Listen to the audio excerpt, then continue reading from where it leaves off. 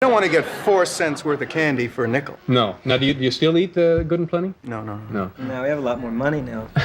Few musical duos have ever captured emotion and harmony quite like Paul Simon and Art Garfunkel.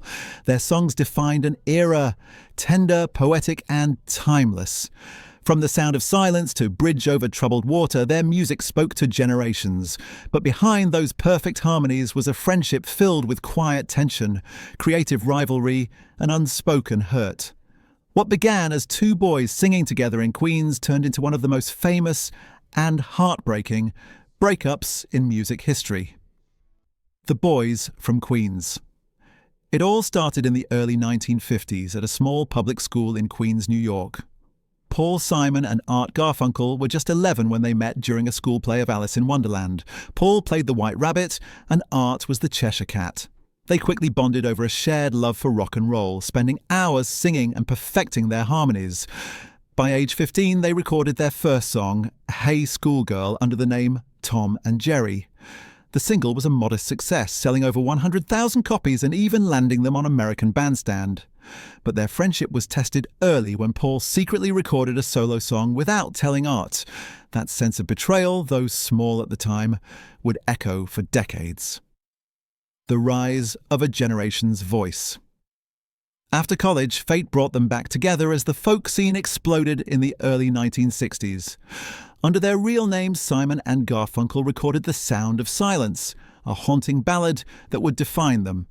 Initially, the song failed, but when producer Tom Wilson added electric instruments behind their backs, it became a massive hit. Practically overnight, they were stars. Albums like Parsley, Sage, Rosemary and Thyme and Bookends made them household names. And their music became the soundtrack to a changing America. Songs like Mrs. Robinson from the Graduate film in America turned them into cultural icons. Yet even as their fame grew, so did the divide between them, the cracks beneath the harmony. While Art Garfunkel's angelic voice earned the loudest applause, Paul Simon was the one writing every lyric and crafting every melody. That imbalance quietly ate away at their partnership. Simon began to resent the fact that Garfunkel often got the spotlight during performances. "I wrote that song," Simon would later say about Bridge Over Troubled Water. But everyone stood for him. Garfunkel, on the other hand, felt Simon never made room for his own creativity. When Garfunkel left to film Catch-22 in 1969, leaving Simon behind to work on their final album alone, it marked a turning point. Simon felt abandoned. Garfunkel felt unappreciated. Their friendship was beginning to unravel.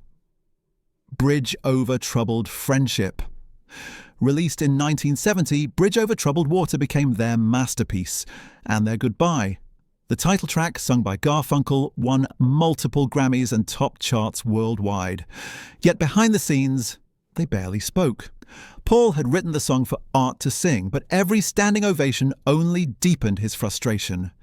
When they performed their last concert that summer in Forest Hills, Queens, it was the end of an era. No fights, no farewells, just silence.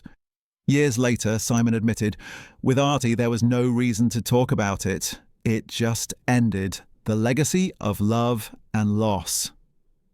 Despite everything, the distance, the resentment, the pain, Paul Simon and Art Garfunkel remained forever linked. Their voices together created something rare and irreplaceable. Over time, both admitted that their relationship was complicated but deeply important. Simon once said, "He was my friend since childhood. We just couldn't always make it work." Their story is a reminder that even the most beautiful collaborations can carry heartbreak, and that sometimes silence speaks louder than any song. Conclusion. Simon and Garfunkel's journey wasn't just about music. It was about two boys who grew up together, changed the world together, and then grew apart. Their harmonies were pure, their friendship imperfect, but their legacy is everlasting. Decades later, when fans hear The Sound of Silence or Bridge Over Troubled Water, they don't just hear songs, they hear the echo of a friendship that once changed music forever.